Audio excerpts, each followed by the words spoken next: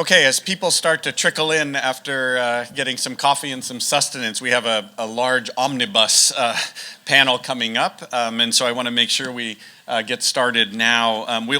We can cut into the lunch break a little bit without any problem, so we'll make sure we have plenty of time for this panel, which is one that attracted a lot of interest on regional relations. And so I will begin just very brief introductions again. The moderator for this panel is Professor Arunabh Ghosh, who's an associate professor in the Department of History here at Harvard University. Our panelists, and I'll do them in the order that they're seated here. First, to Arunabh's left is Selina Ho, who is an assistant professor and co-director of the Center on Asia and Globalisation in the Lee Kuan Yew School of Public Policy at the National University of Singapore. And then to her left is Andrew Mertha, who is the inaugural director of SAIS, the China Global Research Center, and George and Sadie Hyman Professor of Chinese Studies at Johns Hopkins University School of Advanced and International Studies. To his left is Professor Kenichiro Hirano, who is Professor Emeritus of Tokyo University and Waseda University, and the Executive Director of Toyo Bunko, and a graduate of the Harvard RSEA program, which is wonderful. So welcome him back. I think that was 1967 even. To his left is Li Tingjiang, who is a professor in the Faculty of Law at Chuo University in Japan, and also the director of the Center of Japanese Studies at Tsinghua University in Beijing. And then next seated is John Ciorciari, who is the Associate Dean for Research and Policy Engagement and a Professor of Public Policy and Director of the International Policy Center and Weiser Diplomacy Center at the University of Michigan. And finally, my colleague in East Asian Languages and Civilizations, Professor Carter Eckert, who is the Yunsi Se-young Professor of Korean History in the Department of East Asian Languages and Civilization, and also the former director of the Korea Institute at Harvard University. And thank you very much, Arunabh, for moderating, and I'll turn it over to you. Oh, ran out. Yeah, we've run. Thank you so much, James, and welcome back to everyone. One of the things that I found really striking in listening to the keynote address yesterday and then the first panel today was that one book, I think we heard the name of one book more than any other, which was Japan is Number One. And it's particularly interesting for me to think about this in relation to Ezra's profile and his scholarship. I'm a student of modern Chinese history. I have done a lot of my work on 1950s China. So for me, Ezra was a scholar of Chinese history, and the book that I would refer to was Canton Under Communism. So it's very striking to, and of course, I arrived here at Harvard, and you discover all these additional worlds that Ezra was a part of. And in terms of doing the kind of scholarship that he has been able to do, as a scholar of Japan, a scholar of China, a scholar of Sino-Japanese relations, and of course more broadly as an institution builder on Asia, more broadly speaking, it's really come home to me because I do some of my work also in thinking about Chinese and Indian history in comparative and connective contexts, and in encountering how difficult it is to do that kind of work well. I'm always reminded of Ezra as a model that sets us up. And in some ways, I think, therefore, I'm delighted to be moderating this panel on regional relations because it forces us to think beyond these received categories of whether it's nation states or other kinds of meta categories. So we have a fantastic panel. We'll engage all kinds of questions on regional relations in Asia. I'd like to turn over to Selina Ho to start us off from NUS, National University of Singapore. Thank you, Arunabh. Thank you, James and the Asia Center. It's a privilege to be here, to be at this event honoring Professor Vogel. So I met Professor Vogel only very briefly as a graduate student at Johns Hopkins SAIS when he was launching his book, Deng Xiaoping. And it was in a very big auditorium, bigger than this one, and it was completely filled up. So he was a rock star. He was a rock star of academia. I was very impressed and very touched by his generosity and kindness towards a student like myself. Professor Vogel was also a very good friend with Singapore, as Ambassador Chan said yesterday, and Southeast Asia region as a whole. He was very generous with engaging with not just policymakers, but also with academic institutions and younger scholars in the region. He was not only interested in China, but he was also interested in bilateral relations and trilateral relations. So today I thought I'll honor him by speaking on China-Southeast Asia relations. I know this is a very tough act to follow after my own ambassador. So I'm a little, scared. But while Ambassador Chan, offers the really big picture, what I'm going to do is just focus on China-Southeast Asia. And I will pick up the story where she left off and look towards the future. Primarily, I will be speaking on two things. One is how China has made inroads into the region despite the pandemic in the last few years.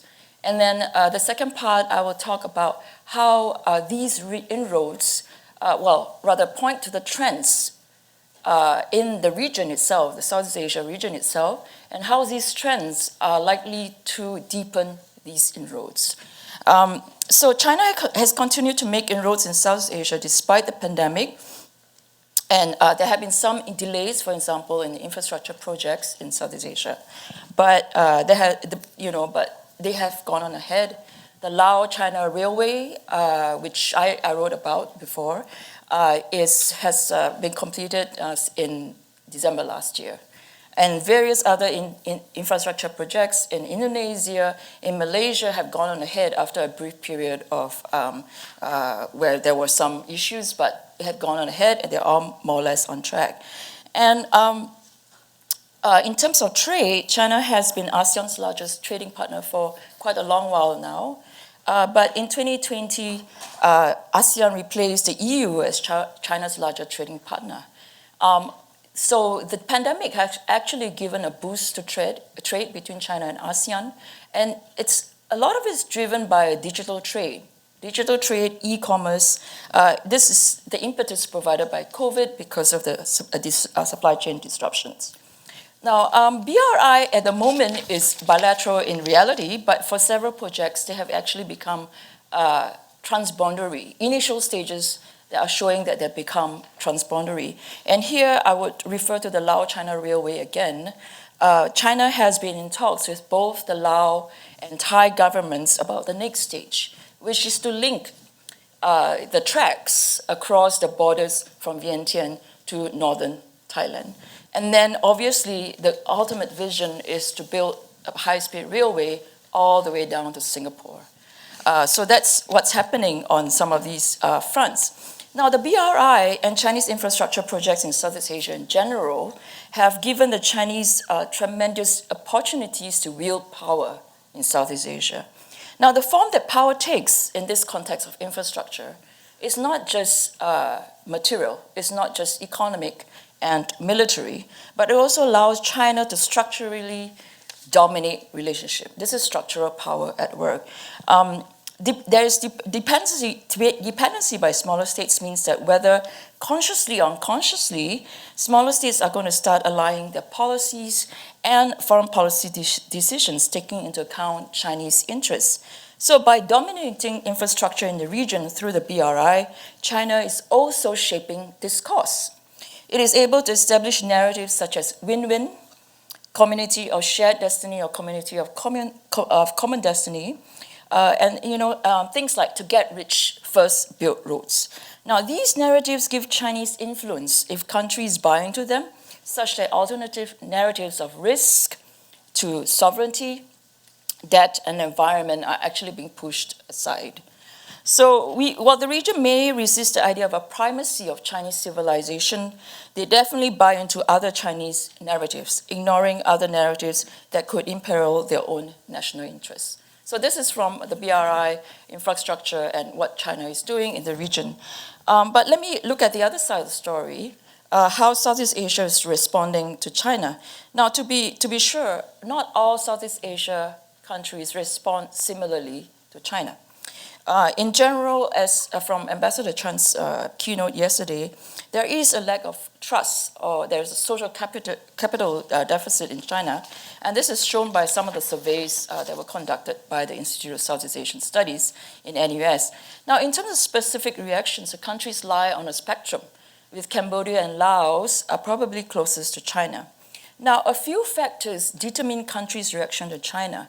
There is domestic politics, there is public opinion, state capacity, bureaucratic politics, which Andy works on, China and the Khmer Rouge, legitimating narratives of elites, and then the availability of alternatives to Chinese resources and materials, funds, and skills.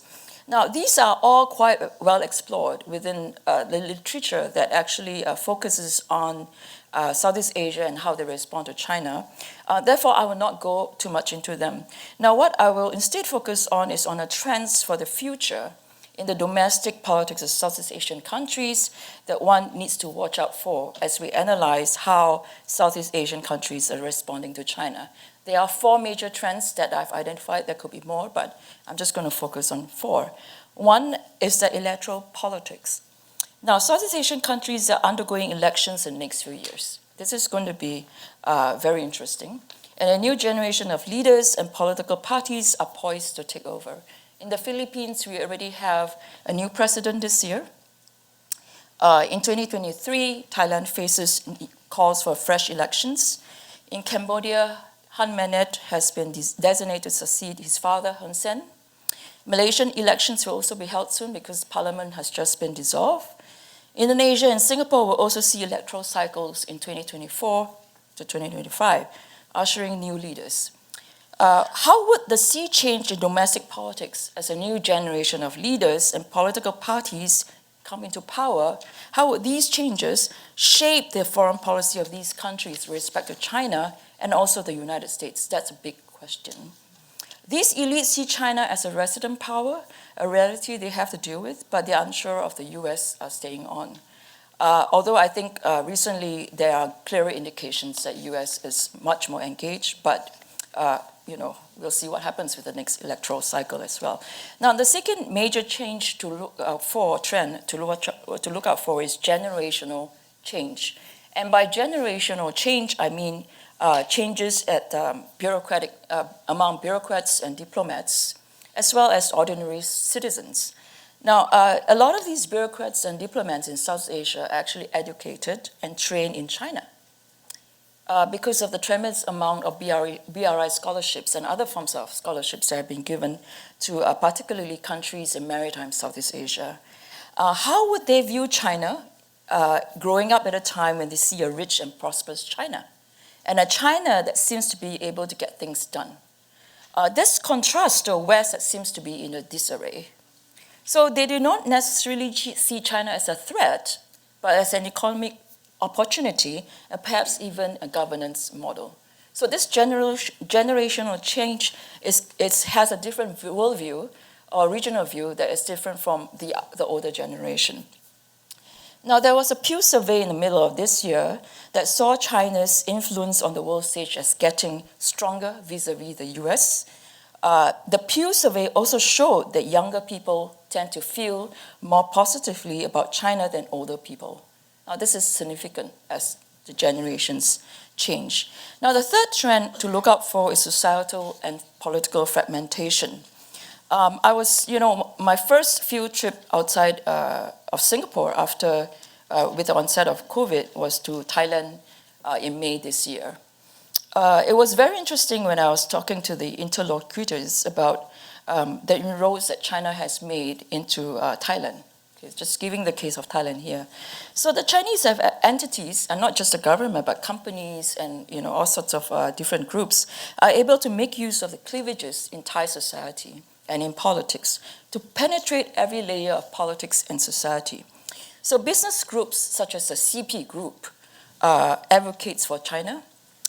Chinese businesses buy Thai television channels. This makes it easier for China to tell the China story. Now, in Singapore, we have a new Chinese ambassador, and what is interesting is she's not a career diplomat, she's from the International Liaison Department of the Chinese Communist Party. Now, she has energized engagement, I think, in Singapore.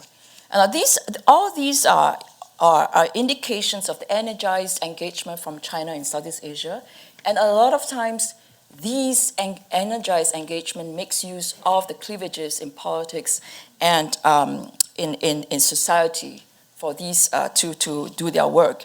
Now, the fourth trend I want to point out is the ethnic elements that are significant in this region, the cultural affinities and similarities that ethnic Chinese in Southeast Asia feel towards China, especially with its rise.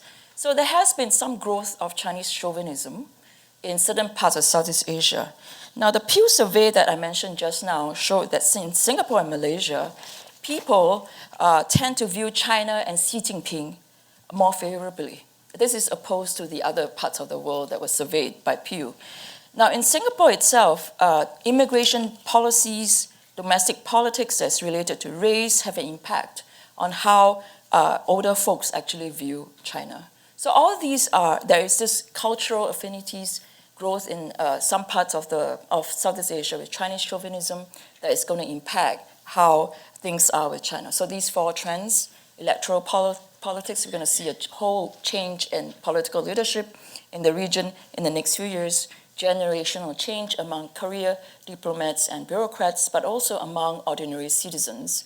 The third one was how China uses and makes use of societal and political fragmentation in countries to penetrate into different layers of society and politics.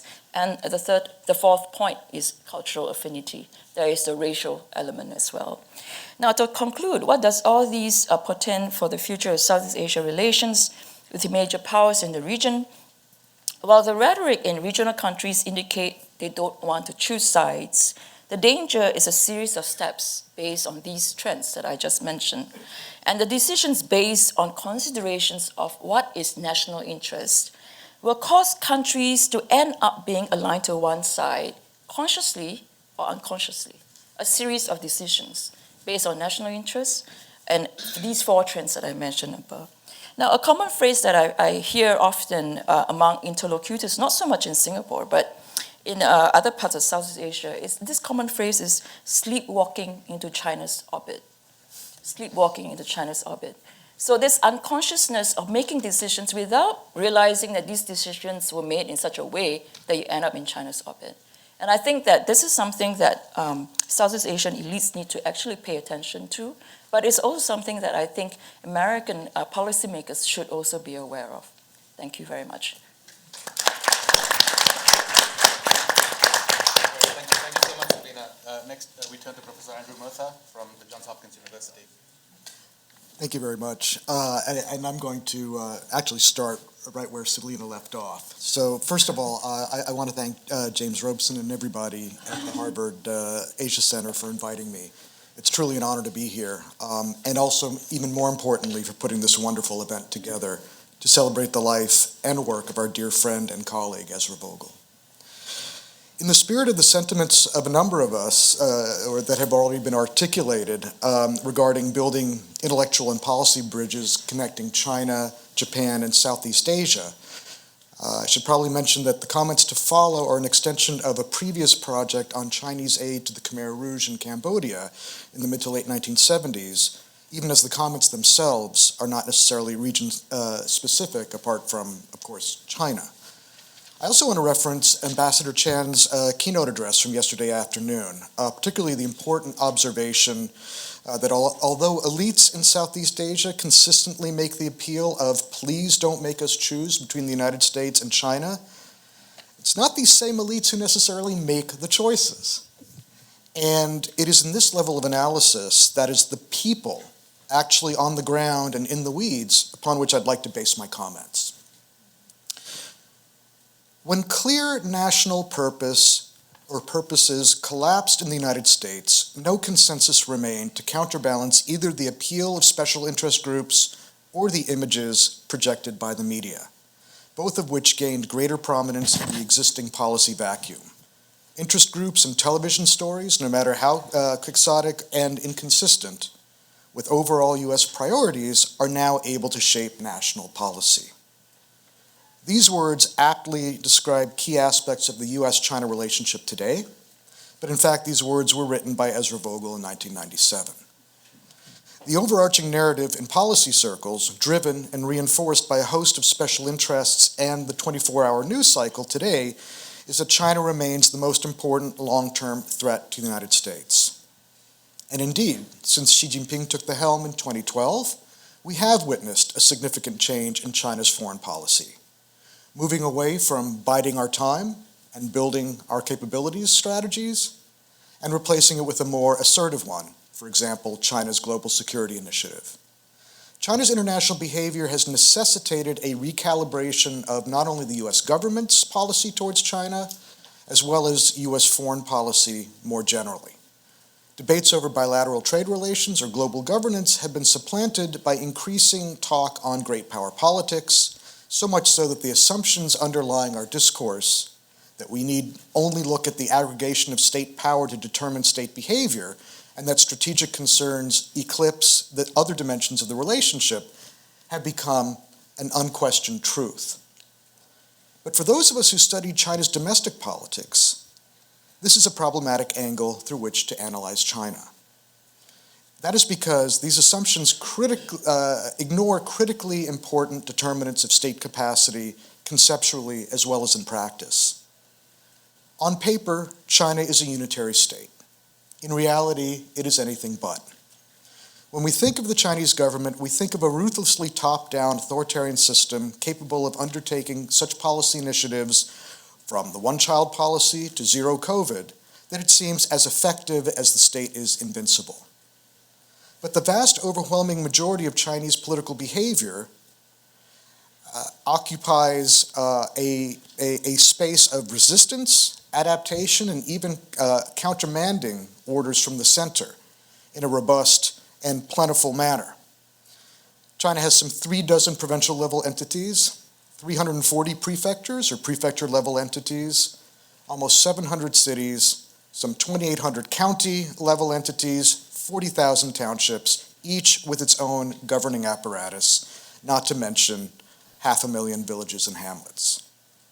Moreover, the officials working within them take almost all their orders from the government at the same administrative level, not from Beijing.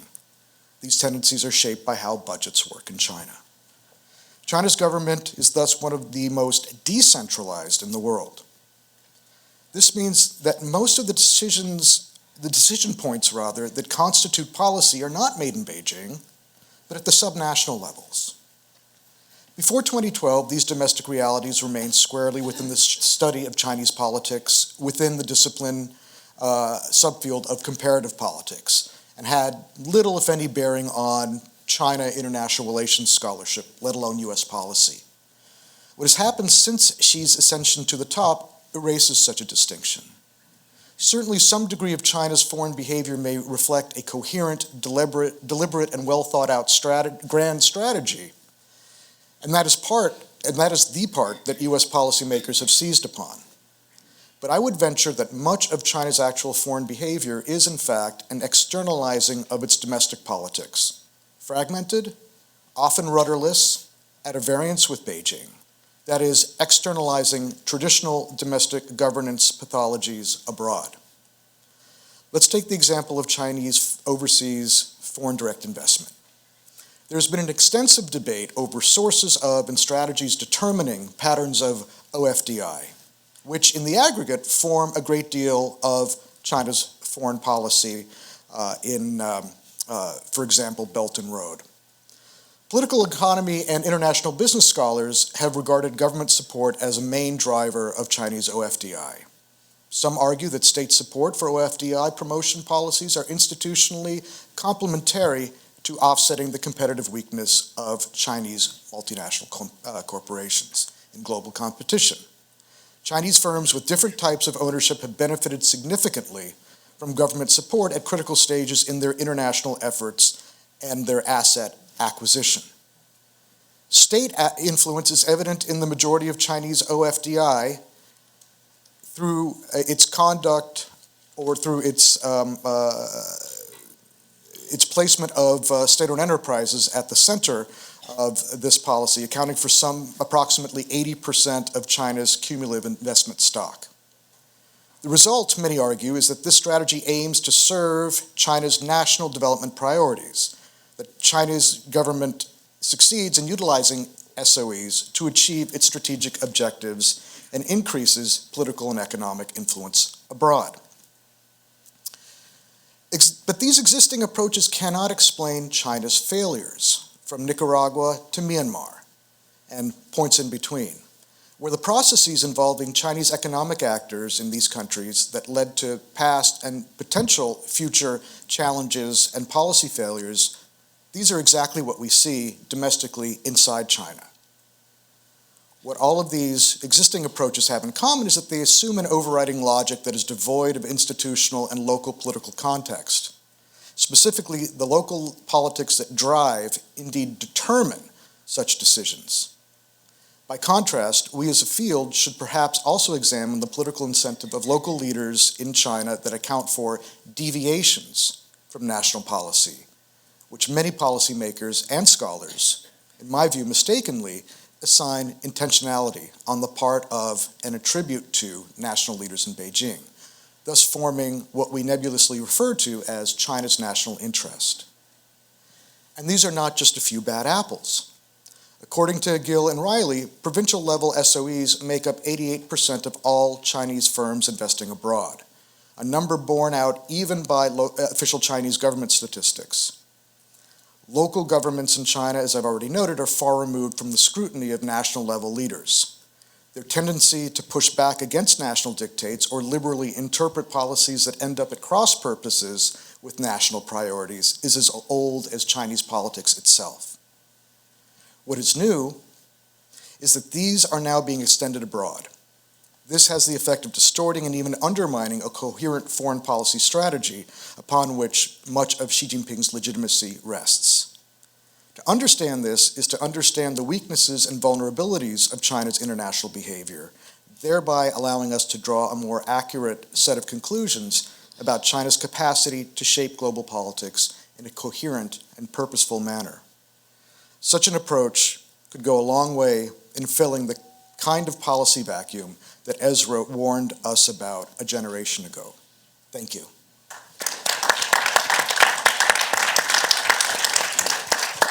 Thank you so much, Andy. Next we turn to Professor Kenichiro Hirano from the University of Tokyo and Waseda. Universities of Tokyo and Waseda. Professor Robson and Professor Ghosh, thank you very much for your introduction. I would very much like to take this opportunity to tell you my image of Professor Vogel as a leading scholar of Asian regional studies. My stress will be on regional throughout. In the early fall of 1963, I came from Tokyo to Harvard to be enrolled in the regional studies East Asia. To be frank, I had no knowledge of what regional studies were and no idea of what I should grow into if I could ever acquire an MA in regional studies East Asia.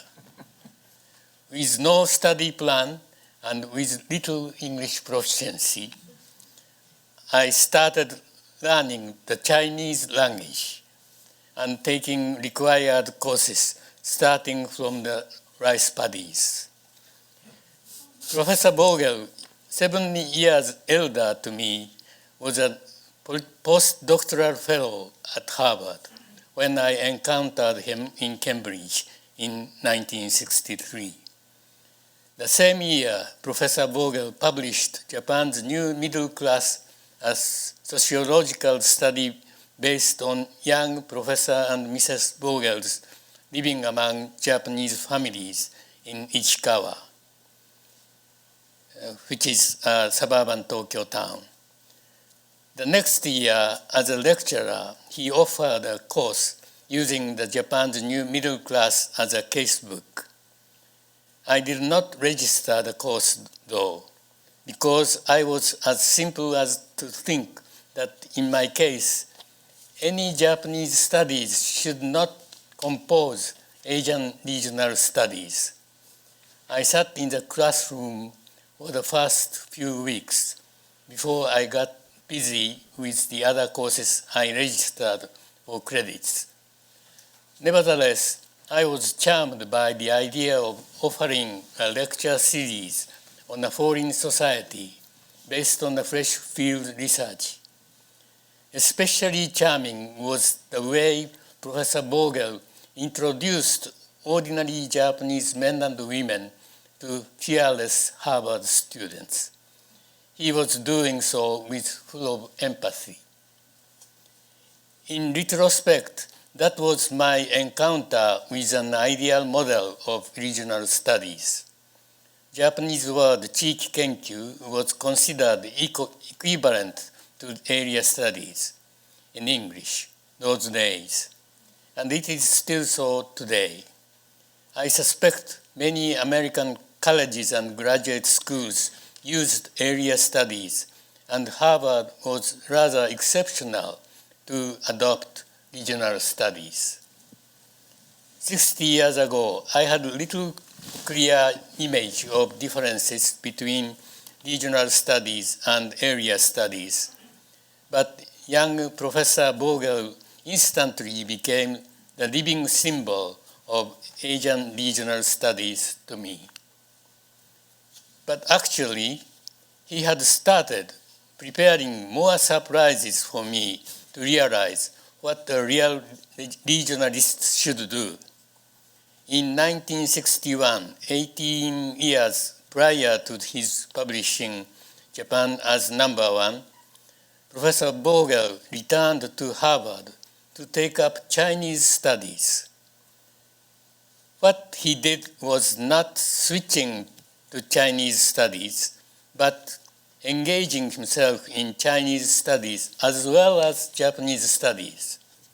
In 1967, when I went back to Tokyo, having passed the final exam at last, Professor Vogel was appointed professor at Harvard in sociology.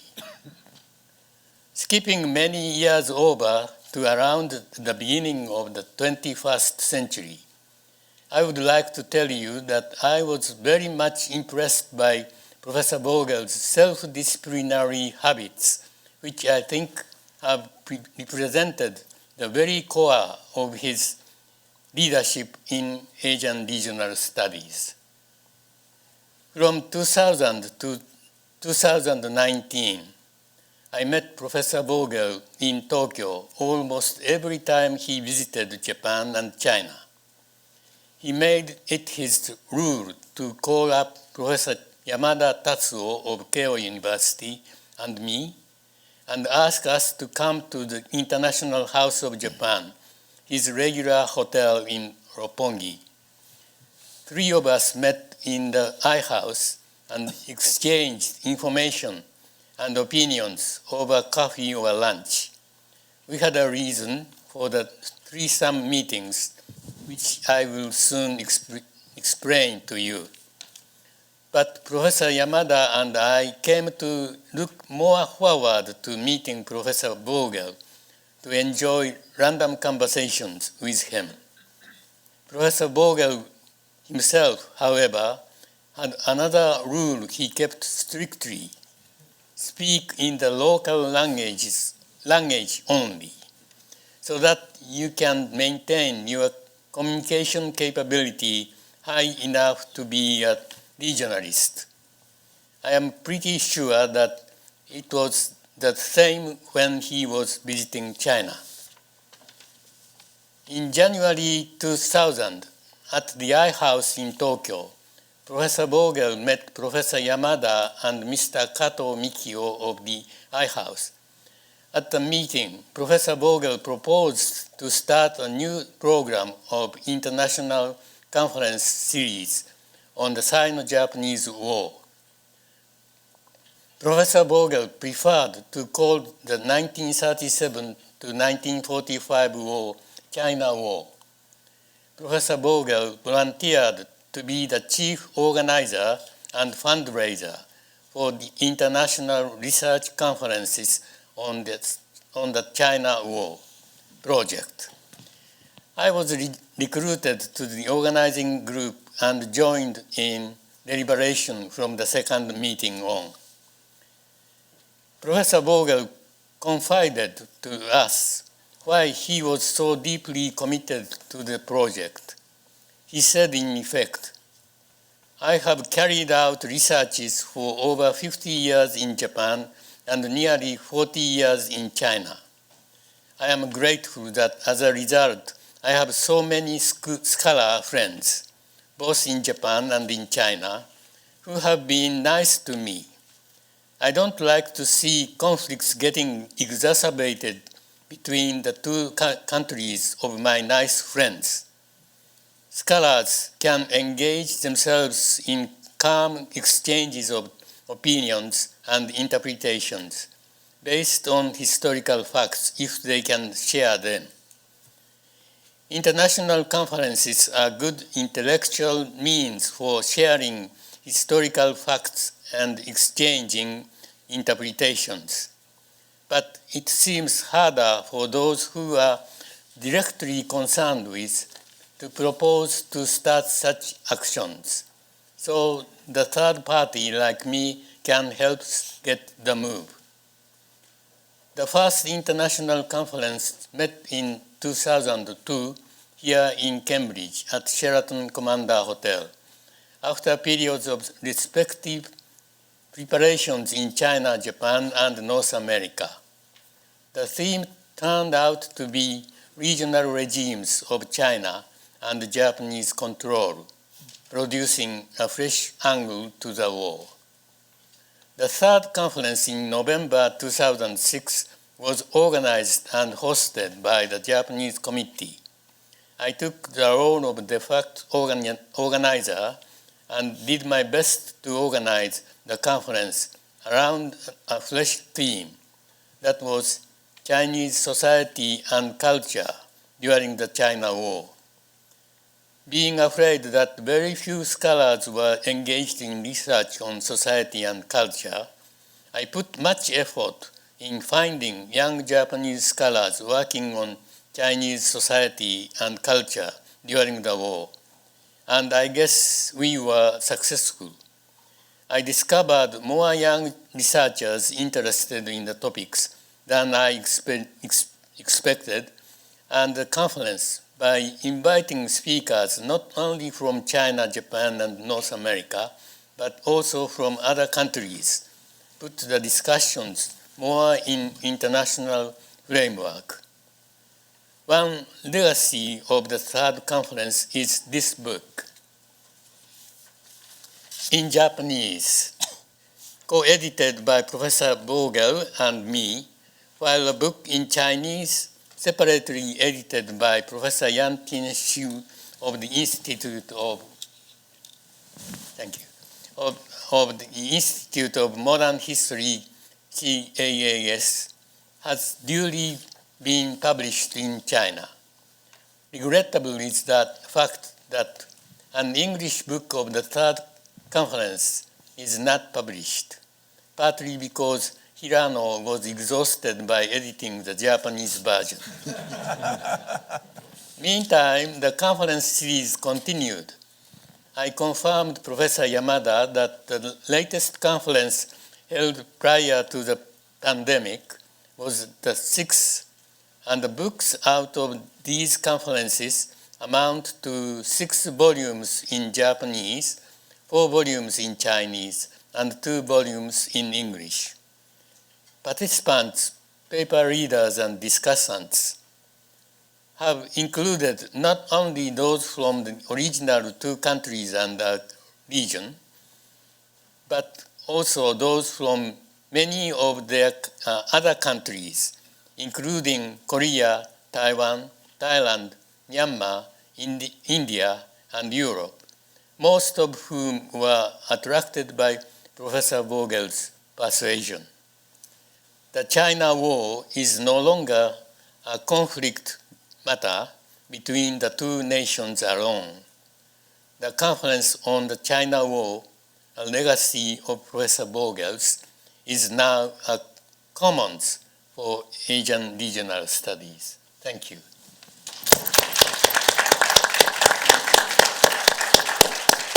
Thanks so much, Professor Hirano. Next, we have Professor Tingjiang Li from Toyo University and Tsinghua University in Beijing. Thank you very much, Professor James. Thank you very much, Professor Ghosh, and thank you for host me. 今天参加讨论东亚的会议，没有傅高义先生在，有一种说不出来的这种寂寞和失落。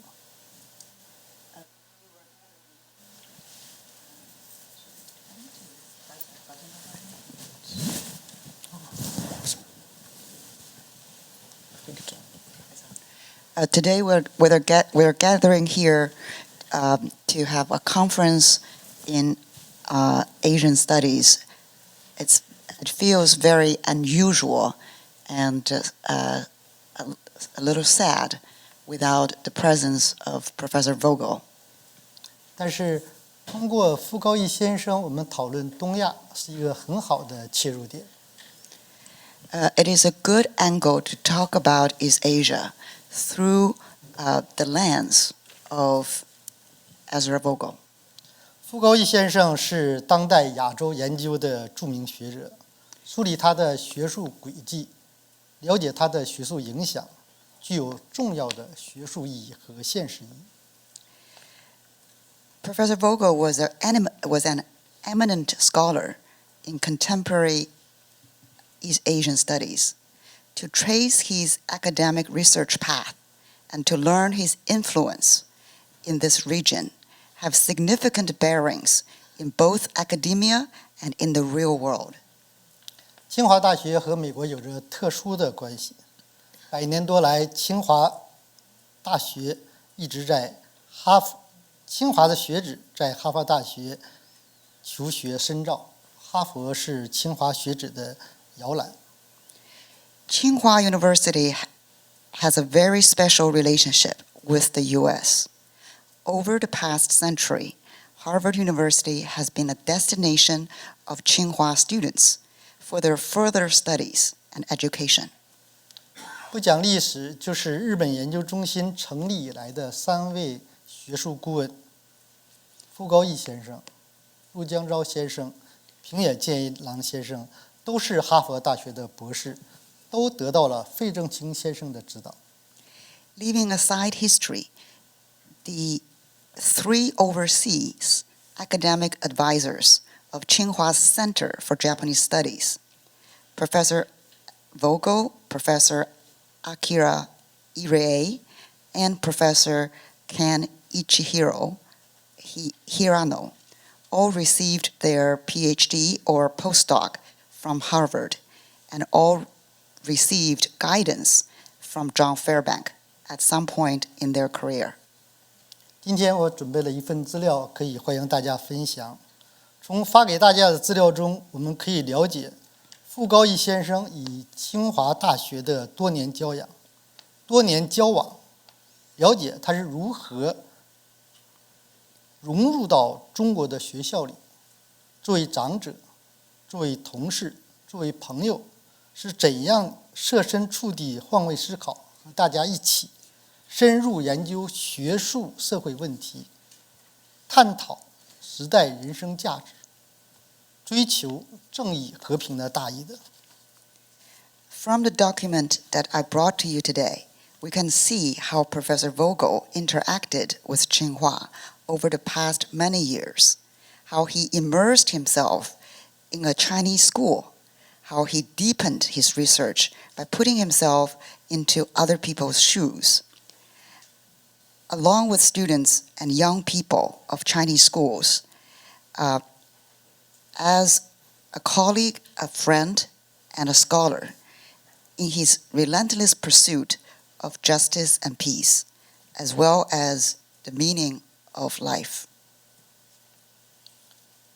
傅高义先生是位受人尊敬的学者，也是一位普通的热爱和平的美国人。Professor Vogel was a highly esteemed scholar. At the same time, he was an ordinary American who loves peace. 在清华大学，傅高义先生得到了大家的尊重，受到了全校师生的爱戴。Professor Vogel earned widespread respect by Tsinghua University scholars and students.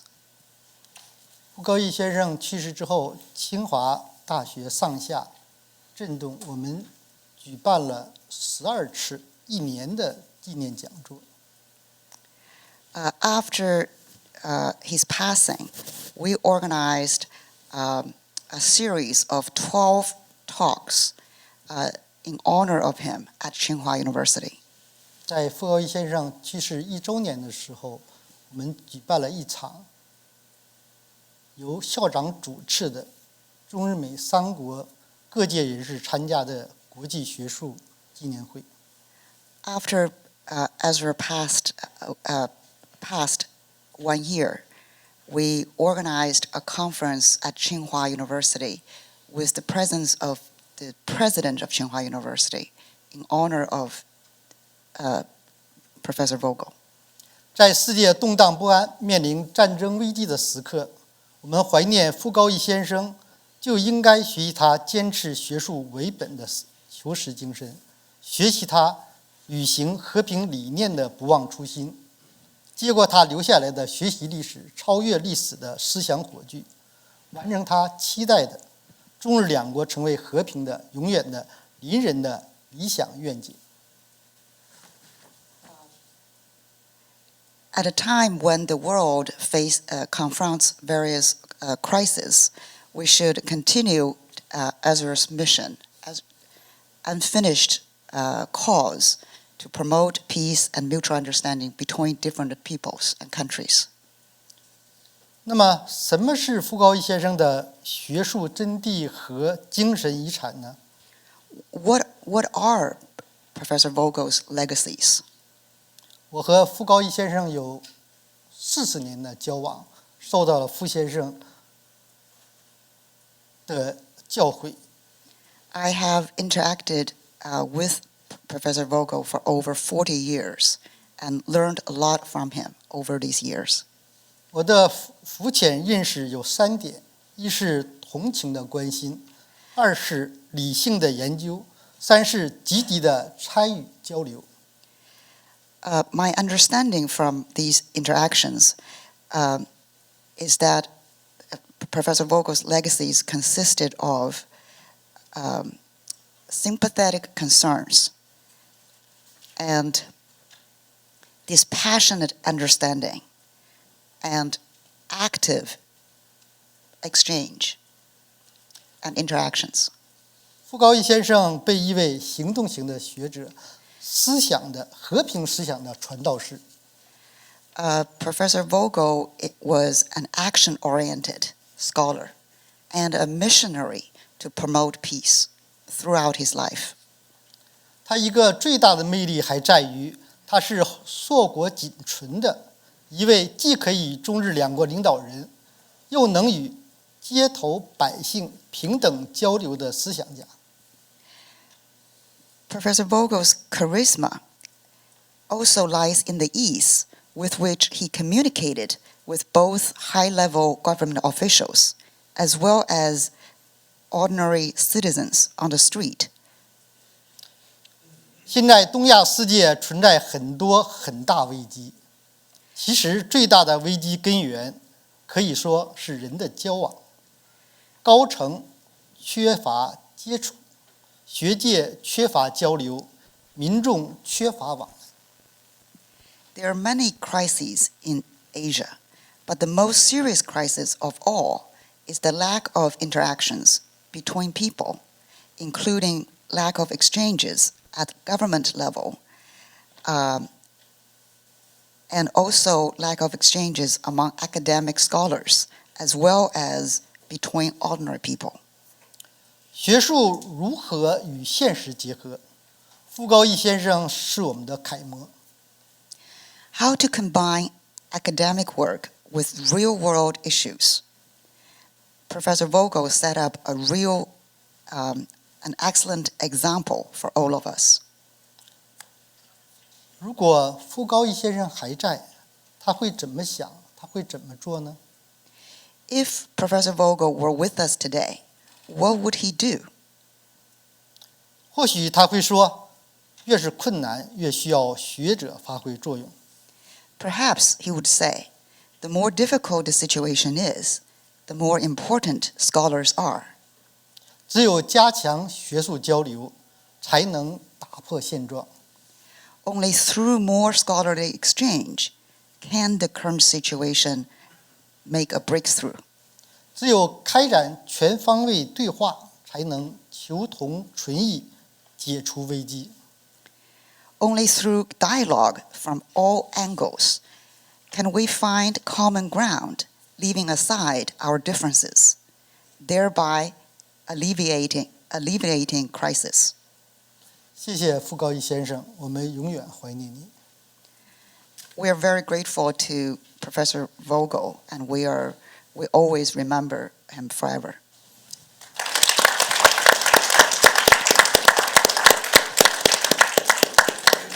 Thank you, Professor Lee. Next we have Professor John Ciorciari from the University of Michigan. Thank you, Arunabh and James. It's an honor to be able to participate in this celebration of Ezra Vogel and continue the conversation. Since we're talking about regional relations on this panel, I thought I'd build on Ambassador Chan's excellent keynote to offer a few thoughts about the international political architecture that both shapes and reflects regional relations in and around Southeast Asia. To start in the late 20th century, as Ambassador Chan noted yesterday, we had some clear watersheds in terms of the evolution of the international political architecture at the end of the Second World War, in the 1950s with Cold War polarization, the enunciation of the Nixon Doctrine and subsequent end to the Vietnam War, and then of course as the Cold War drew to a close. But from the early 1990s onward, we had an unusually long period of more than 20 years of relative stability in the principal structures that define the regional order. And we can think of those as resting on several pillars. One of them, a defense pillar, the backbone of which was U.S. naval primacy, abetted by its treaty alliances and by its strategic partners, including Singapore, for example, in the 1990s when the U.S.-Philippine alliance wavered. The regional economic order was a second pillar, anchored in the availability of the U.S. market as a final export destination and forming part of a basic compact across the Pacific that would facilitate U.S. military primacy in Asia in an implicit sort of expectation of access to the U.S. market. The institutional architecture that was set up in the late 80s and early 90s also maintained itself quite well during this period. ASEAN-centered bodies like APEC and the ASEAN Regional Forum remained intact, even if not always vibrant. And perhaps more importantly, new bodies that came onto the scene, like ASEAN +3 and the East Asia Summit, were drawn into that framework to a large extent, while more frontal challenges to it, like Japan's proposal of an Asian Monetary Fund in 1997, were rejected. In ideational terms, there was, of course, debate manifesting the Asian values debates of the 1990s about domestic political ideology. But at the regional level, I think it's fair to describe there as being a relatively stable equilibrium between the more legalistic model of diplomacy favored by the West and the ASEAN-centered norms of consultation and consensus. And that was an environment that was conducive for the maintenance of ASEAN centrality and promotion of autonomy. Over the last decade, each of these four pillars has come under significant stress, and I want to speak about each of them in turn briefly. In the military domain, the growth and modernization of the People's Liberation Army, Navy, and other Chinese military forces, as well as China's assertiveness in the East and South China Seas, are obvious starting points, but there are a number of other elements worth noting. These include the U.S. budget deficit and the drain on resources elsewhere, not least through provision of supplies to Ukraine, as well as the effects on U.S. credibility of the developments in the South China Sea in particular. And the effect of that credibility question has meant that rather than doubling down on U.S. security commitments, partners like Vietnam, and at least under Duterte, the Philippines, have tended to hedge rather than re-engage when the United States talks tough about China. India, Japan, and Australia have clearly sought in various ways to support a U.S.-led balancing arrangement against China in recent years, but with considerable limitations based, in many cases, more on domestic politics than on their independent defense capabilities. And those limitations, although evolving, particularly in Japan, are likely to remain formidable in the years to come.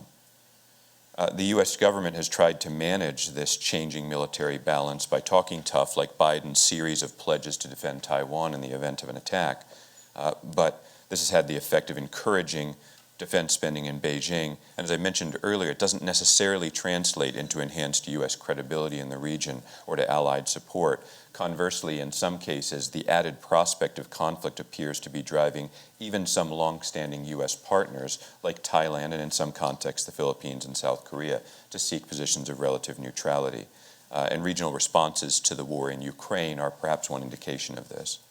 What's left then on the defense pillar is more reliance on the U.S.-Japan alliance and on new arrangements like AUKUS. And so if the regional order rested to some degree on a foundation of U.S. military primacy and the peace that helped foster, that foundation is now shakier.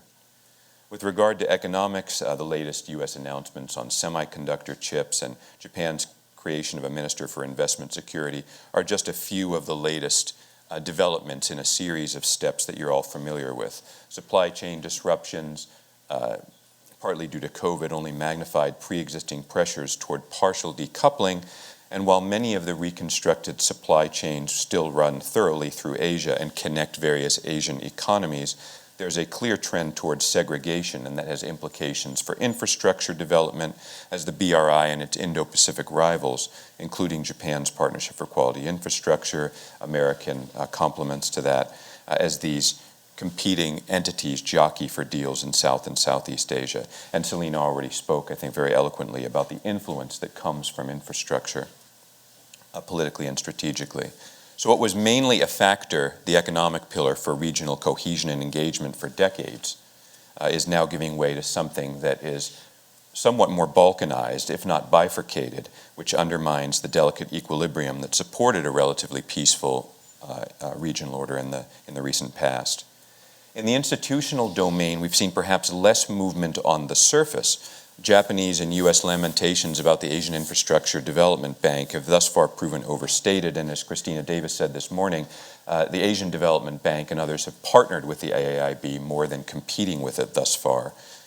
And Abe's FOIP concept and the enthusiastic U.S. uptake of the Indo-Pacific concept also presented a real challenge to ASEAN, as Ambassador Chan mentioned.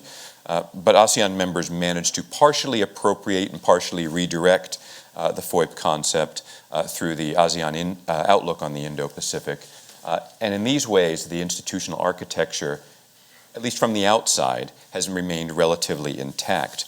Still, there are some serious cracks at the core. ASEAN wasn't designed to issue strong binding decisions and take bold collective action, but it has aimed to be more than a gathering point, and its legitimating power hinges largely on its members' ability to pool their voices, if not always by consensus, at least by strong majority. And this has become increasingly tough, not just since the 1990s when Cambodia, Myanmar, Laos, and Vietnam joined, but particularly in recent years around issues pertaining to the South China Sea, when Cambodia and Laos in particular have been loath to take positions that could antagonize Beijing. I'll add just a footnote on something that Ambassador Chan said yesterday. While it's certainly true that the United States and Japan as well have large stocks of FDI in Southeast Asia, in the recent past, new FDI has been more differentially apportioned across ASEAN member states. And so countries like Myanmar, Laos, and Cambodia are increasingly being pulled in a different direction than other ASEAN states in terms of their economic allegiances and therefore their political behavior. Lastly, the ideational pillar, there's also been a shift. The U.S. model is seen by many, as others have mentioned this morning, as having lost some luster. Japan earns a lot of plaudits, as we saw in the surveys yesterday, for being what my co-editor Kyo Tsutsui and I have called a courteous power in Southeast Asia. But that approach relies on a form of low-key engagement that doesn't demand very much of its partners in ideational terms. Meanwhile, as Doreen mentioned a little bit and as Selina spoke about, democratic backsliding, in some cases abetted by Chinese support, has brought some Asian governments closer to Beijing. And at the popular level, younger generations don't see China through the lens of the Cold War baggage of supporting regional insurgencies and may be more attracted to its growing wealth and power, if not also its ethnic proximity, for lack of a better term, that may help offset some of the blemishes on China's regional reputation. Of course, local views are very mixed. It's tough to generalize about such diverse polities in Southeast Asia, but I think it's fair to say that the ideational inroads, as well as the concrete ones that Selina was describing for Chinese influence, are a little wider now than they were in the past. Overall, my own sense is that most Asian governments and most attentive members of the public aren't looking for an overhaul of the regional order that served them relatively well for the most part. At the same time, small states and middle powers in the region are having to look for ways to try to accommodate shifts in the balance of influence in a way that will be peaceful and that will retain their autonomy. And so while we're not quite in a new Cold War environment in Southeast Asia, we're decidedly not any longer in the environment that began in the early 1990s, a more stable hierarchical one centered around the United States. And that high uncertainty means that agency matters a lot. And so my finishing point is similar to yours, Selina, which is that in that context, agency matters greatly. That the near-term decisions that actors make, whether it's in Washington or Beijing or in Bangkok or Naypyidaw or anywhere else, are going to have a great effect on whether, in fact, we head down this road of a bifurcated new Cold War order, or whether something similar to the open regional model that we've had previously will maintain in the region. And that's all I have to say. Thank you.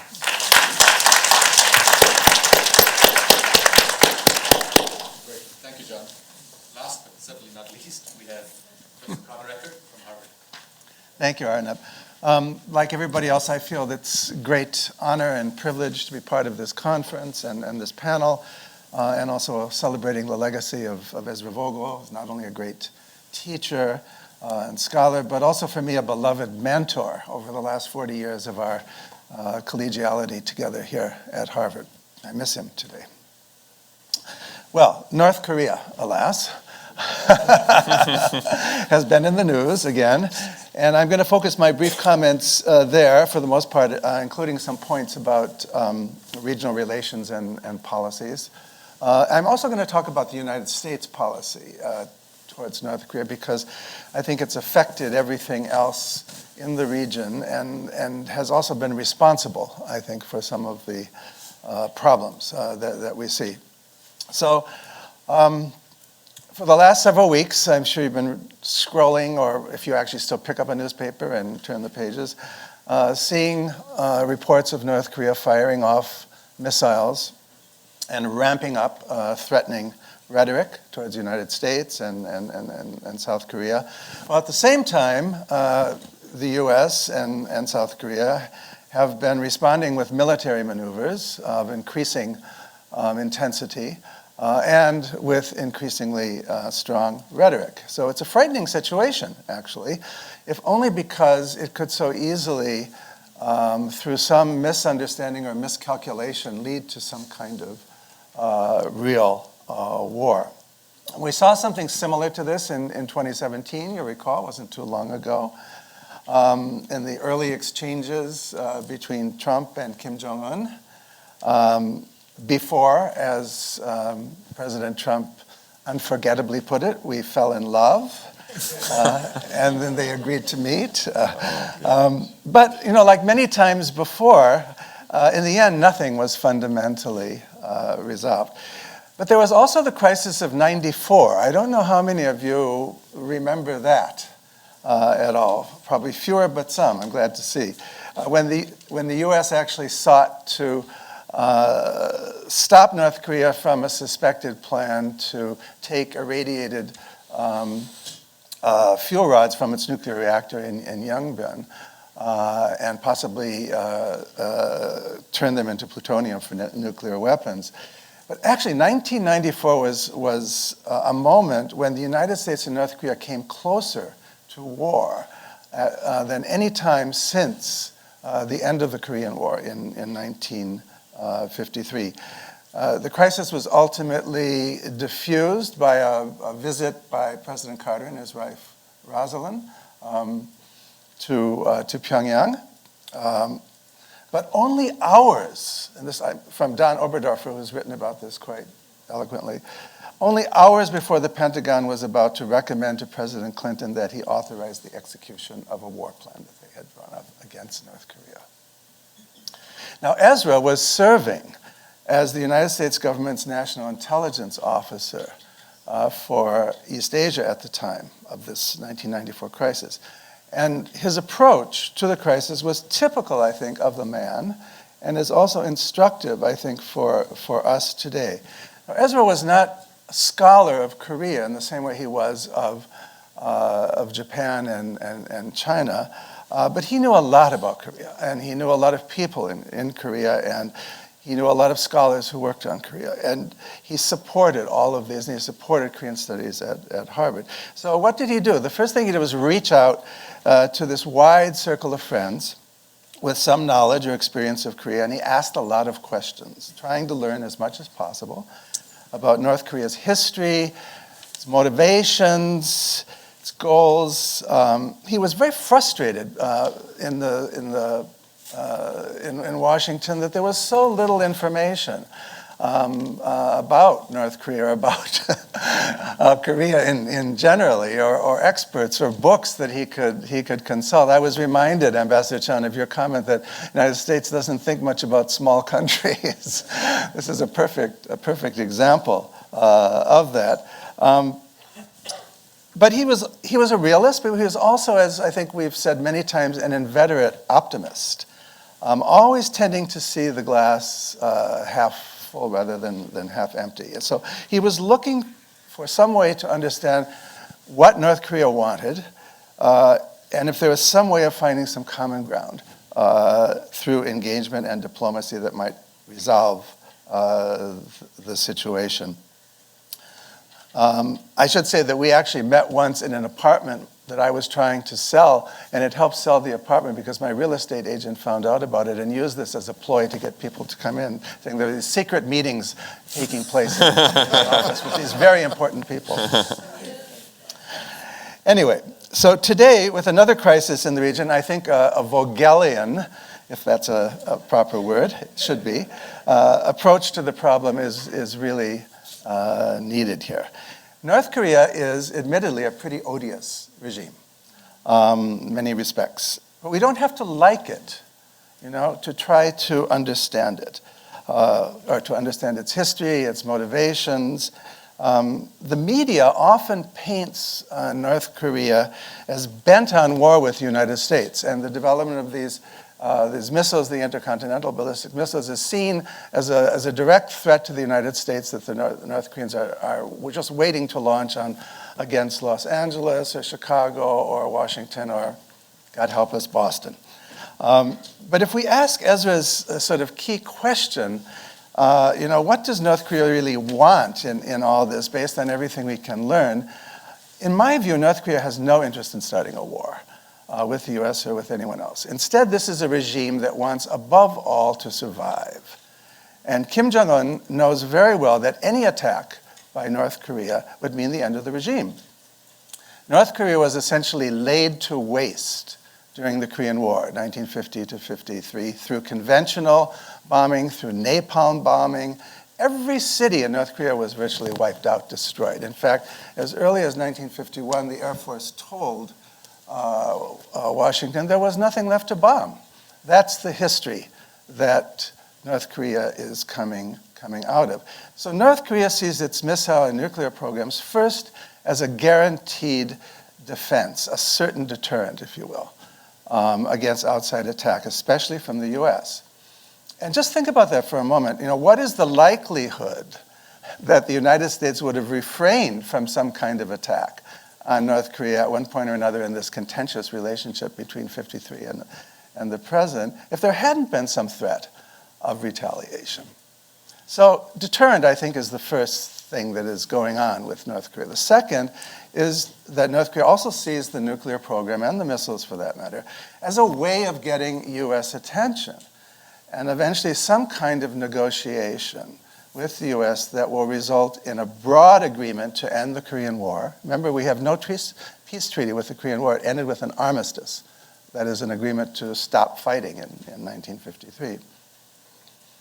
And it was something that would allow North Korea to pursue its own form of, I would say, cautious and deliberate economic development. And these are things that Kim Jong-un, from the beginning of his regime, after he eliminated all possible rivals, has been saying, in effect, many, many times. Such an agreement would also potentially free North Korea from what has been an almost exclusive dependence on China economically. Something that North Korea would also like to avoid. This has been a kind of common theme arising here, the importance of China and how it's affecting in so many profound ways all the countries of the region. Well, North Korea as well. I think there's a tendency among pundits and also in Washington to talk about the relationship between North Korea and China as lips and teeth. But actually, the long historical relationship has been very fraught and often contentious. And North Korean nationalism does not welcome Chinese hegemony any more than it would welcome Japanese hegemony or any other foreign hegemony. Unfortunately, in my view, the US in recent years, including the current administration, has not pursued a Vogelian understanding of the problem. In fact, there was a time before China became the great threat that it now is becoming from Washington's point of view. There was actually a tendency on the part of Washington policymakers to just turn the whole problem over to China because, lips and teeth, China will take care of it, China's big, North Korea can't avoid it, and so on. This was a huge mistake, in my view. I don't think China welcomes or approves of North Korea's nuclear ambitions or its militarization. But at the same time, if it has to choose, I think China will tolerate a nuclear North Korea over a collapse or an end of North Korea, which it regards and has always regarded historically as a kind of buffer state, that is the Korean Peninsula. So I don't see, Professor, I'm looking at you here, I don't see North Korea sleepwalking into China's orbit. I think their eyes are wide open and they're very afraid of that orbit, actually. And when the US was not depending on China to solve the problem, it just tended to avoid the problem. And this was Obama's famous strategic patience policy, which many people described as neither strategic nor patient. And I think it's true of what's going on with Biden right now, which some people have described as Obama 2, essentially. So this is, unless North Korea creates a fuss, it is essentially ignored. The hope here is that the problem would just go away or resolve itself, and North Korea would go quiet if military maneuvers, took place, such as the ones going on right now. It's not true. North Korea will not be ignored, and that's what's going on right now. So when diplomacy and engagement finally did come, I'm closing here, James, I know you're looking at the clock, finally did come from time to time, including with Trump, the starting point always seemed to be that if there's going to be any kind of discussions or any development of a relationship, it had to begin from the premise that North Korea would give up the very things that it thought guaranteed its defense and also got the United States' attention, that is, the nuclear program. That had to be the starting point. Otherwise, you couldn't conduct negotiations. And this is essentially what has been going on. I think we need to go back and ask ourselves the basic questions that Ezra asked in 1994, and that I think he would be asking today if he were still with us. It might even be time, as a recent New York Times, just a couple days ago, op-ed piece, some of you may have seen it, suggested that we acknowledge that North Korea is a nuclear state. It has declared itself such and has demonstrated, I would say, so. And then to move on creatively to some kind of new and more broadly conceived policy of engagement that can ensure peace and hopefully draw North Korea into a more constructive relationship with the rest of the world. There is historical precedent for this, not least of all the relationship with the US and another somewhat odious regime, the Soviet Union, during the decades of the Cold War. So I wish Ezra were here. I like to think that I reflected perhaps some of what he might have said. Thank you.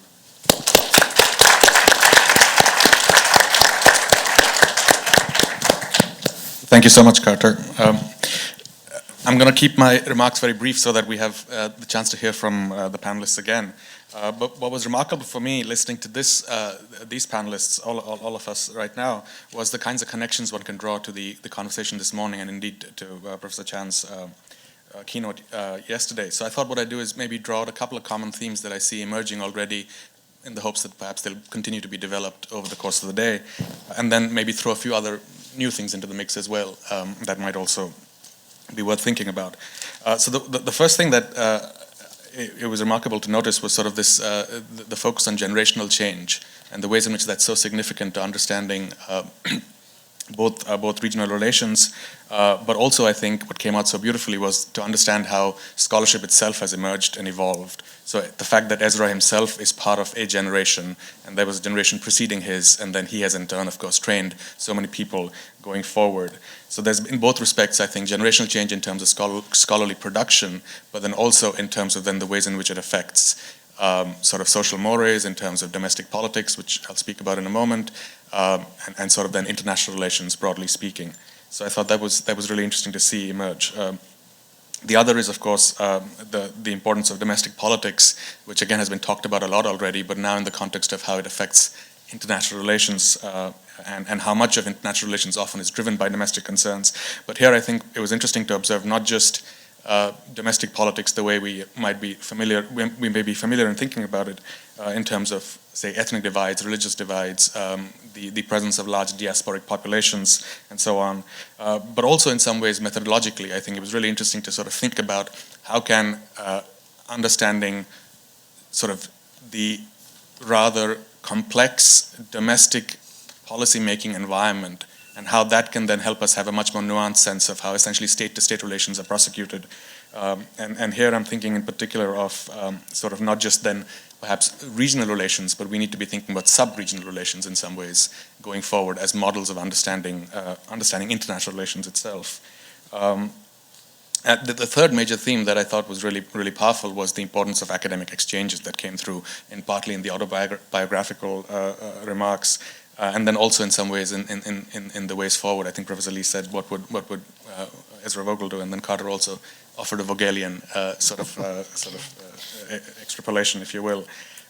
So these were, I think, it's wonderful to see these themes emerge consistently. I wanted to raise a few others that it would be interesting to hear reflections on from the panelists. The first of which, of course, is when we start deconstructing region into sub-regions. We've talked a lot about Southeast Asia and East Asia so far. How should we think about regions and regionalism to begin with, and where does Asian regionalism figure? Sort of other sort of new theories of thinking about structures and compositions of regionalism itself. A couple of others I'll mention, and then I'll turn things back over to our panelists. I was struck by sort of the absence so far of any discussion about the environment and climate change. And to what extent does climate change, the way it's perceived, especially if you consider the arc all the way from Southeast Asia all the way up to East Asia, so many of these places are going to be on the front lines of major climate change. So how are both the analysis but also perceptions, going back to the point about domestic politics, how are those affecting some of the regional relations that we've been talking about? And then I'll just mention one other, well, it's a point and a sub-point. The larger point being, of course, that there's all this concern right now about we're on the anvil of a global recession, possibly. So, to what extent will a massive shift in the global economy affect some of our approach to regional relations in East Asia and Southeast Asia and South Asia? And tied to that, of course, is all the reports about the Chinese economy slowing down. Given how important China is to all the conversations we've had so far, what impact will this slowdown of the Chinese economy have? Okay, I'm going to sneak in one more, which is, of course, the 20th Party Congress, right? So how is that affecting the understanding, sort of the perceptions across all of these countries? So, of course, please don't feel like you have to respond to all of these. the idea is just to throw further sort of, I think, points of discussion onto the table. So I'll turn back to the panelists. We'll have brief remarks, and feel free also, of course, please to respond to the remarks of the other panelists as you see fit. And then I'll consult with our boss and see if we have time for audience Q&A. So, Selina? Oh, me? When you talk about regionalism, I'm thinking about regionalism in Southeast Asia context. And one of the things that I work on is actually the Mekong region. And so this is the immediate thing, reaction that I have about regionalism. I focus a lot on mainland Southeast Asia, less so on maritime Southeast Asia, primarily because of my work in Mekong and the Pan-Asia Railway itself. And I find that to think of Southeast Asia and ASEAN as a monolithic is really difficult. The Mekong region is there is so many organizations there, 13 institutions at the last count, involving major powers, including India, and the US has its US-Mekong partnership, came out from the LMI, the Lower Mekong Initiative. Obviously, China with its Lanchang-Mekong cooperation, and then they have regional organizations between Japan and the Mekong states, and South and Korea and the Mekong states. So the immediate thing that I thought of was how regionalism, you can't really speak of regionalism when you have all these sub-regions and subgroupings that are actually dividing the region in that sense. 13 institutions in the Mekong region alone, with major powers competing fiercely. The Mekong itself has actually become the center of these power politics that's going on, the competition between the major powers. Now that's one divide. And then, how does Mekong states actually look at ASEAN? Very differently from the founders of ASEAN looking at ASEAN. Mekong states came into ASEAN, very much later. More than a generation later, I would say, considering when ASEAN was founded in 1967. But the idea that divide still exists, and it's something that actually drives perceptions of how the region views the major powers as well.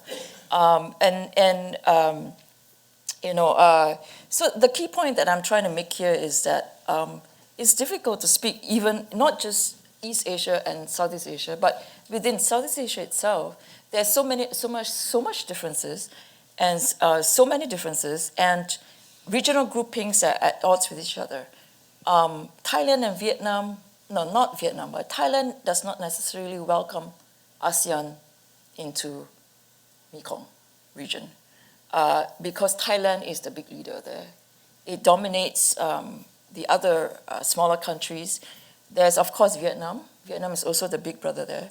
But if you were to bring in Indonesia, Indonesia automatically dominates because of its big size. So there's this tension within the region itself, and that which I think that people are not aware of, and which I think we should be more mindful of.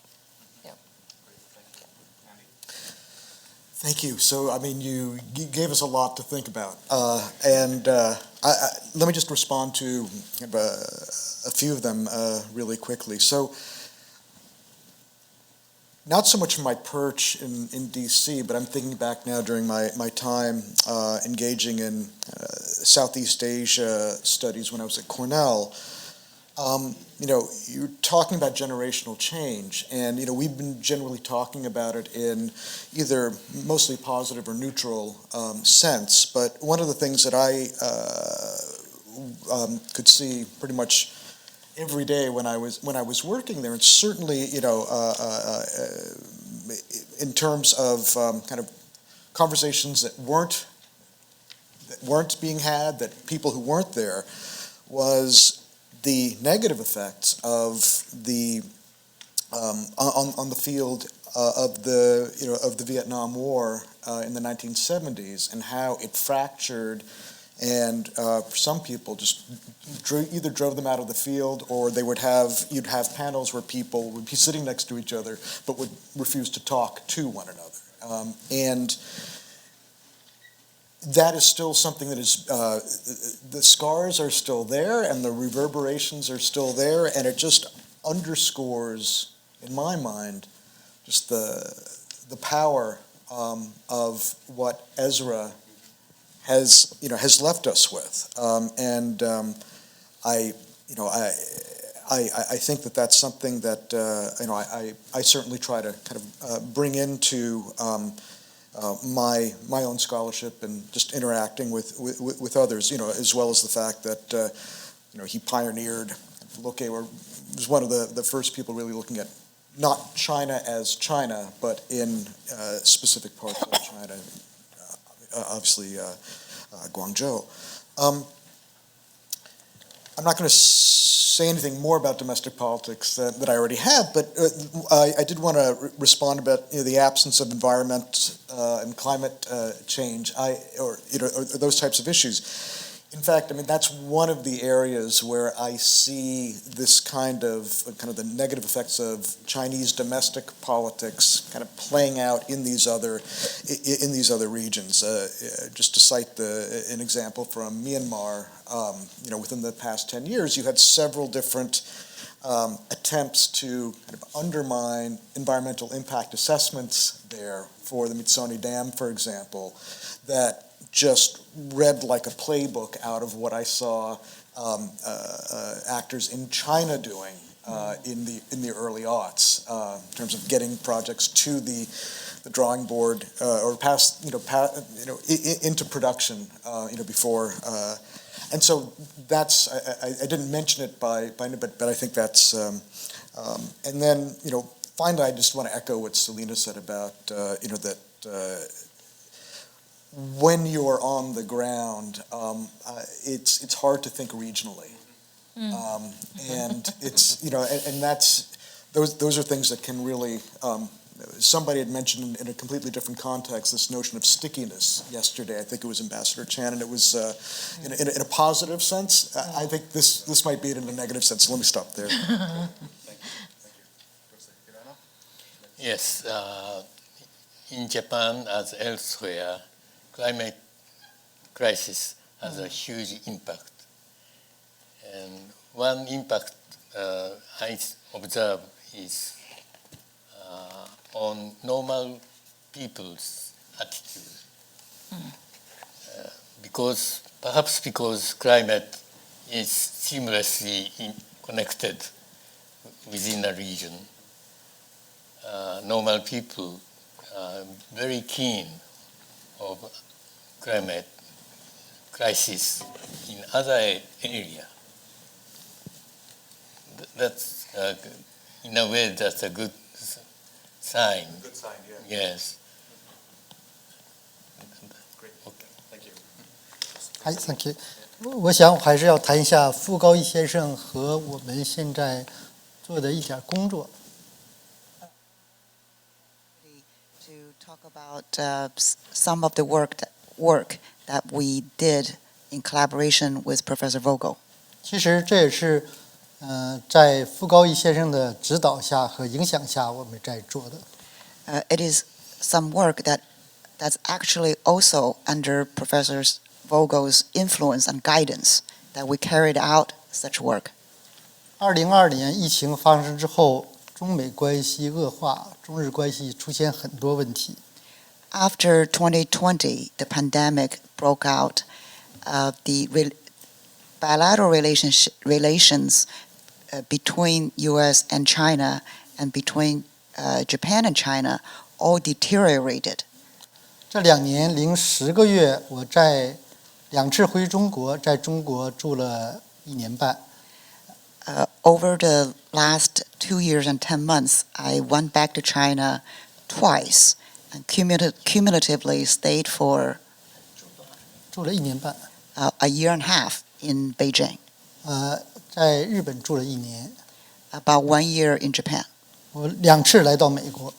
2 visits to the U.S. 所以我就深深感觉到中日美三国之间产生了巨大的差距。Because of these travels, I increasingly feel such huge differences between the three countries. 这种相互认知上和思想上的差距是迄今从来没有见到过的。The cognitive differences, that such differences are so large, that are basically unprecedented. 所以，作为日本研究者，我们觉得积极开展学术交流是极其重要的。As scholars of Japan, China, and the U.S., it is increasingly important for us to study more, exchange our views and ideas more actively, 尽管是 all of us. 尽管是线上的。Even if such exchanges take place online. 所以，在纪念中日邦交正常化50周年，我们举办了几十场专题讲座和学术会议。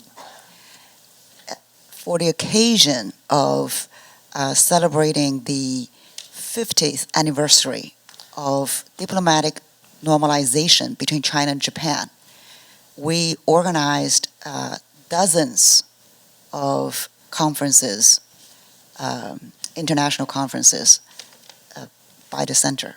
所以，通过这种线上的交流，我们还是能够解除一些相互之间的误解。Even if these activities took place online, we still believe that such activities helped ameliorate misunderstandings between countries. 这也是傅高义先生教导我们学术如何与现实结合的实践和尝试。This is also under the guidance of Professor Vogel's guidance of how to combine academic work with issues in the real world. 所以，学术交流走出象牙塔是能够影响社会，有的时候也是能够影响政策的。So academic exchanges can go beyond ivory tower to some extent, and sometimes can influence policies. 因为中国的改革是走向世界的成果，中国的进步也是与外部社会结合开放的产物。China's progress is a result of integrating with the rest of the world. China's economic reform is also a result of interacting with the outside world. Thank you. Thanks for your good comments and questions, Arunabh. I'll pick up on two of them. One on the importance of domestic politics. My home discipline is international relations, and we could use a lot more Vogelian insight in my field than we've got. And we do a disservice to policymakers who tend also to regard countries' foreign policy choices, especially those of small states and middle powers, as selecting a point of orientation with respect to great powers. In fact, in most countries, and I'll again use Southeast Asia as an example, the concerns driving foreign policy decisions have more to do with local regime security or at most sub-regional types of threats and opportunities than big power politics. There are some exceptions. You have a small, relatively domestically stable, hyper-networked state like Singapore that calibrates its foreign policy carefully with an eye toward the regional distribution of influence. But if we move around the region, just to pick a few other examples, for Laos, the United States is not a factor. It's about Thailand, Vietnam, and China. And so it doesn't really situate itself in terms of a balance of power between East and West. Mm-hmm. If we look at Myanmar, it's primarily about the National League for Democracy, the ethnic rebel groups, to some extent about India, about Thai and Korean and Japanese investors, and of course also about China. And so absolutely, I mean, I think it's good that that's a theme of this conference. I hope that there's more infusion of that into IR discourse on these topics. And the second point I wanted to pick up on is the effects of the recession. I can see at least three real storm clouds that are associated with a recession. One of them is the tendency in the United States, which is already an itinerant partner of South and Southeast Asian states, to be more inward-looking and reclusive in a recessionary environment, further barriers to trade, and less interest in spending scarce political capital on building out regional structures. A second is the prospect of resurgent Chinese nationalism as domestic elites seek to divert public frustration outwards, not least across the Taiwan Straits. And a third is within the region, especially in some Southeast Asian countries, the danger of renewed ethnic tensions in recessionary environments as states and governments that rely heavily on economic growth to be able to deliver social stability and government legitimacy breakdown. And we've seen that happen in the era of the Asian financial crisis. So while in recent years, to some degree, the ethnic Chinese communities in Southeast Asia have helped draw China closer into the region, a recessionary period, especially if it's a very sharp one, could result in a much more factious relationship. Thank you. Carter?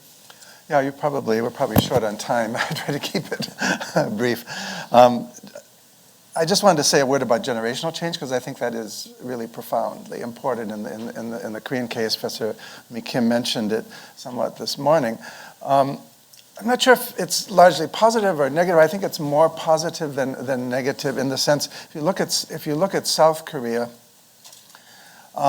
there's much less interest in North Korea than there was, say, in the previous generations, as Professor Kim mentioned. People are more concerned about domestic problems in South Korea, their own careers, and so forth. Unification, North Korean issues are not as intense or as demanding as they once were for earlier generations. And even with what's going on today with the rhetoric and the military maneuvers and so forth, I think, correct me if I'm wrong, but I think South Koreans are probably just saying, yawning, here we go again, and sort of waiting for it to get over. So I think, together with that, and also if you look at South Korean popular culture and the way the Korean War itself has been portrayed in different ways over time, where at one point North Korea was this ideological evil and monstrous figure. Now the war has come to be seen more as a tragedy for both, even between brothers or sisters, if you will. And that, I think, opens the door to a more positive connection with North Korea. In South Korea, too, there's a generation that did not experience the Korean War directly, even though the educational system under the Kims, has continued to replay the horror stories of the Korean War in order to keep people under control and to keep up the threat of the United States. But the visceral experience is not there with the younger generation, including Kim Jong-un himself, which is why I think he is one of the reasons why he is more open to some kind of dialogue. And I'll just stop.